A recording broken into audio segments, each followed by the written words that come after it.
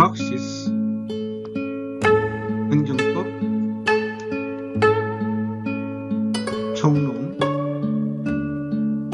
강의입니다.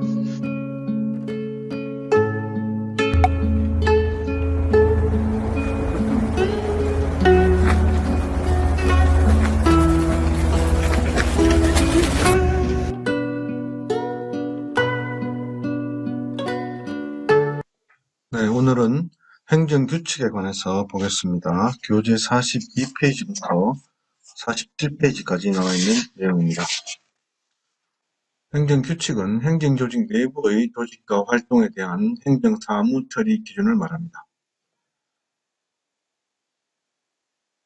보통 그 나타나는 형식은 고시, 훈령, 통첩, 지침, 규정 이런 식으로 나타납니다. 이런 행정규칙의 종류별로 보면은 조직규칙, 영조물규칙, 법령해석규칙, 계량준칙, 법률 대체적 규칙 이런 식으로 분류가 되고 있습니다.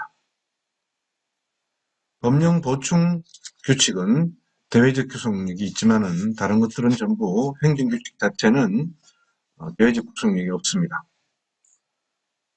지난 시간에 법규명령에서 판례에서 보듯이 대산대세 사무처리 규정은 국세청 훈령이지만은 상위법인 세법의 법령을 보충하는 규정이기 때문에 대외적 구속력이 있습니다.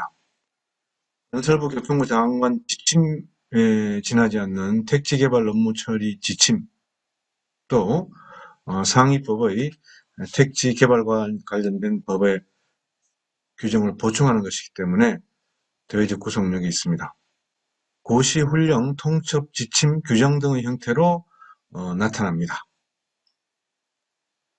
훈령은 행정 효율과 협업 촉진에 관한 규정과 동시행 규칙에 훈령 지시 예규 1일 명령의 형태로 나와 있습니다. 이러한 행정조직 내부의 조직과 활동에 대한 사무처리 기준으로서의 행정규칙은 개별법상의 근거가 필요 없이 행정조직 내부에서 임의로 얼마든지 정할 수가 있습니다. 이 행정규칙은 내부적 효력, 즉 행정조직 내부의 상대방에 대한 직접 구속력이 있습니다.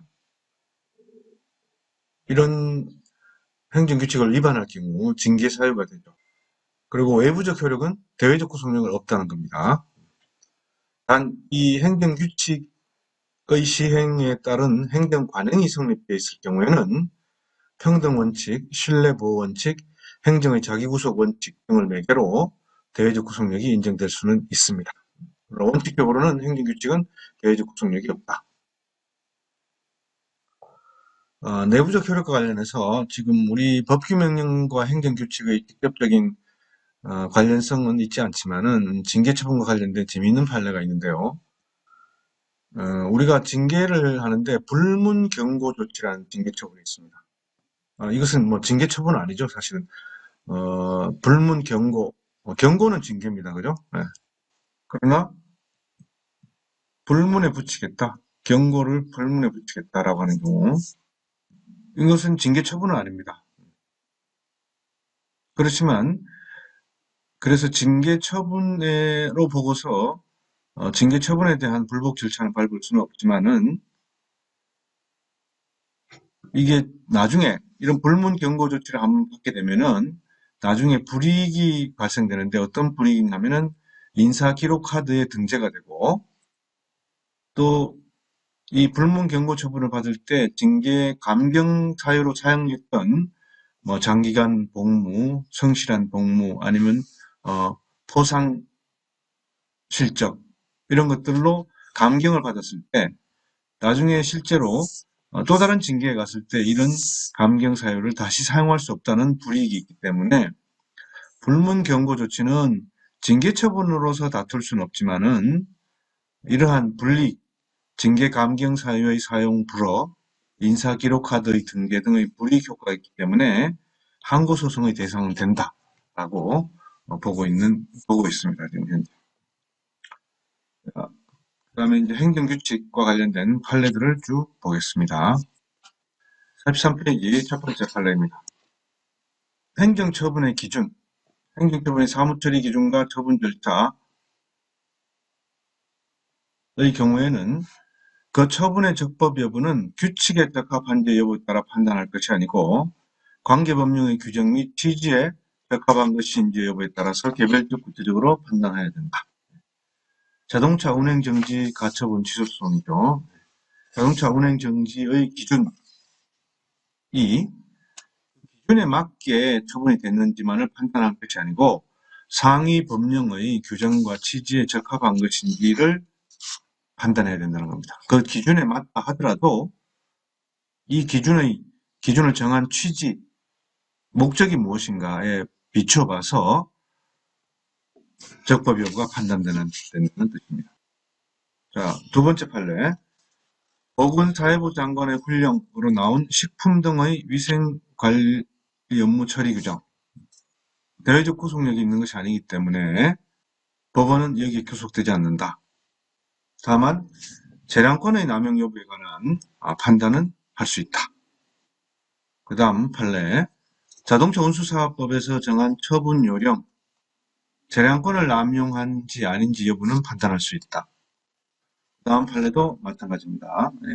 그 다음 판례는 대신에 하나 더 추가된 것이 법상의 공익 목적과 상대방이 입게 될 불이익을 비교 형량해라 라는 기준이 하나 더 추가되어 있죠. 그 다음 판례는 식품위생법 시행규칙에서 정한 행정처분의 기준, 사무처리 준칙인데 이 사무처리 준칙은 기준에 맞는 여부뿐만 아니고 식품위생법 자체의 그 규정의 취지, 목적에 적합한 것인가 여부에 따라서 판단되어야 된다는 것입니다. 그 다음 판례는 우리 법규명령에서 이미 설명을 한 부분입니다. 예. 유흥주점 외의 영업장에서의 무도장 설치가 시설 개수 명령의 대상이 되는지 관련된 좀 흥미로운 판례였죠. 그 다음 45페이지 판례. 보건복지부 고시인 약제급여, 비급여 목록 및 급여 상한 금액표. 이것도 앞에서 직접적 효력을 가진 집행행위의 매개 없이 직접적 효력을 가진 법령, 고시 같은 것은 바로 처분으로서 행정처분으로서 보고 항고소송의 대상이 된다고 설명을 했습니다. 그죠? 여기는 이 판례는 사정판결이라는 독특한 설치가 있는데요. 이 사정판결은 나중에 행정소송법에 가서 다시 공부를 하겠는데 원칙적으로는 사정판결은 행정처분이 위법한 경우에는 취소돼야 됩니다. 그러나 위법한 처분이지만은 이미 그 처분으로 인해서 여러 가지 사실관계 그리고 법률관계가 형성됐단 말이에요. 그래서 그런 경우에는 위법한 처분을 취소 변경하는 것이 도리어 현재의 공공복리에 적합하지 않은 경우도 있을 수 있다는 거죠. 그런 경우에는 취소를 위법하지만 취소를 허용하지 않는 사정 판결을 할 수 있습니다. 물론 그런 경우에는 보상이나 여러 가지 방법도 같이 정리되어야 되겠죠. 그 밑에 판결은 이것도 역시 지난번에 법규명령의 설명에서 이미 나온 부분입니다. 입찰 참가 자격 제한하는 부정당 업자 제재 처분 취소 사건, 공기업 준정부기관 계약 사무규칙에 따른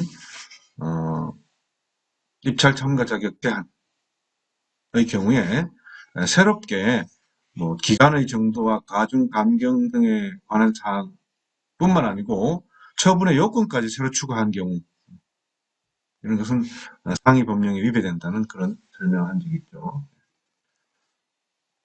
그 다음 46페이지 판례. 부당한 공동행위 자진신고자 등에 대한 시정조치 등 감면제도 운영 고시. 이것이 공정거래위원회 고시입니다. 이것은 재량준칙이죠. 대외적 구속력이 갖는 것이 아니다. 그런데 이 재량준칙에 따른 행정관행이 되풀이 되어서 그것이 평등의 원칙이나 신뢰의 원칙에 적용을 받게 되는 상태가 되면 그에 따른 재량권 일탈 남용의 위법 처분으로서 판단될 수 있다는 내용입니다. 다음 판례는 국립묘지 안장대상 심의위원회 운영 규정 국가보훈처 훈령입니다.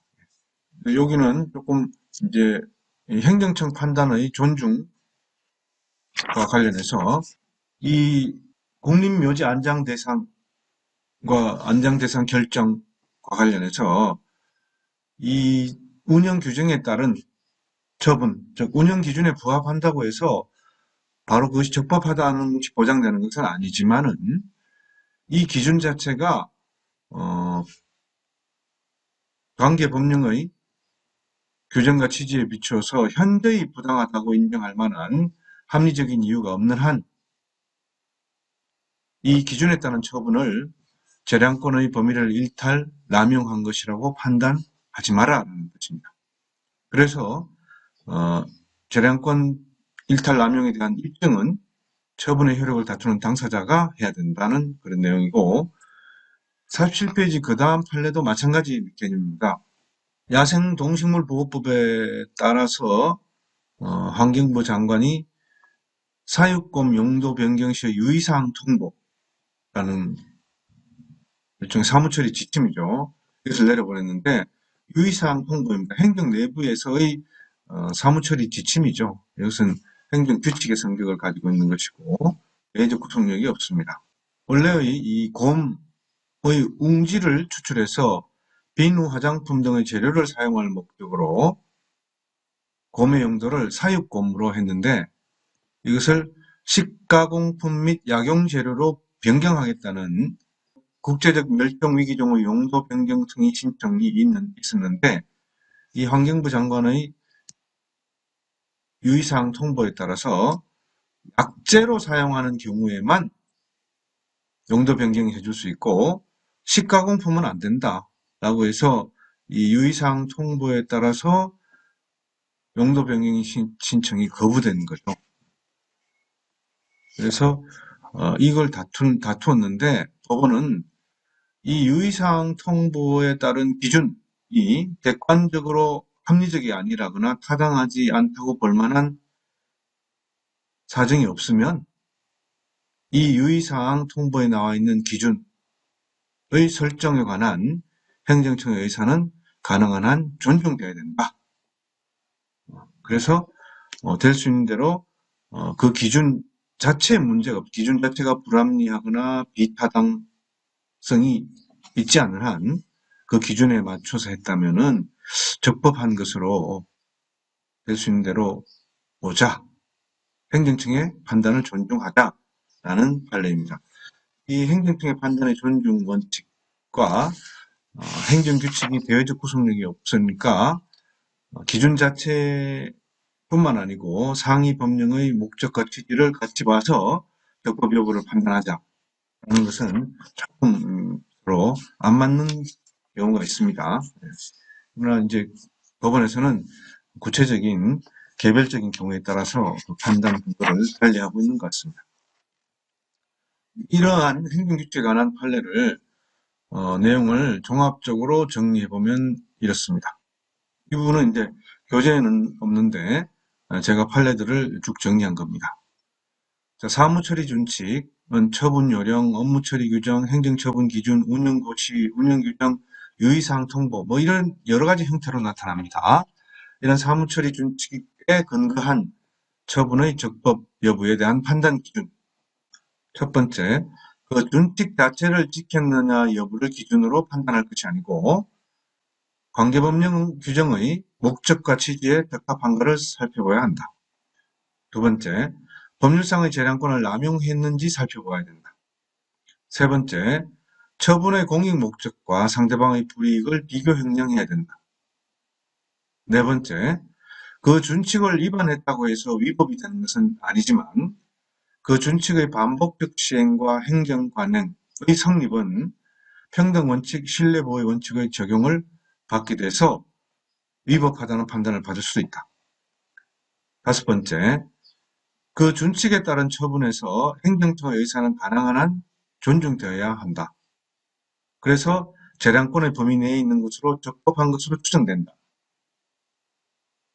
재량권의 일탈 남용의 증명은 당사자가 해야 된다. 다만 그 준칙에 따른 설정된 기준이 법의 목적과 취지에 비추어서 객관적으로 불합리하거나 비타당한 경우는 제외된다.